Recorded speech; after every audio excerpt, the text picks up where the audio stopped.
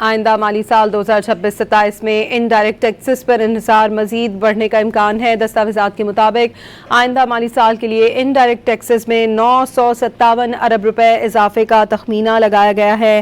آئندہ سال indirect taxes پر انحصار مزید بڑھنے کا امکان ہے۔ مزید جانتے ہیں ڈان نیوز کے نمائندے طاہر شرانی سے۔ طاہر، آئندہ سال انڈائریکٹ ٹیکسز پر انحصار مزید بڑھنے کا امکان ہے؟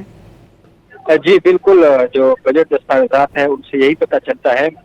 جو انڈائریکٹ ٹیکسوں میں سیلز ٹیکس، کسٹمز ڈیوٹیز اور فیڈرل ایکسائز ڈیوٹی شامل ہے، اور ذرائع کا کہنا ہے انڈائریکٹ ٹیکسز میں اضافہ مہنگائی بڑھنے کا سبب بنتا ہے۔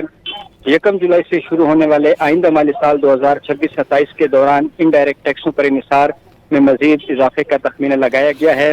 نئے مالی سال کے لیے انڈائریکٹ ٹیکسوں کا ہدف 9,837 ارب روپے مقرر کرنے کی تجویز ہے، جو 30 جون کو ختم ہونے والے رواں مالی سال 2025-26 کے تخمینے کے مقابلے میں 957 ارب روپے زیادہ بنتا ہے۔ جی بہت شکریہ طاہر شرانی آپ کا۔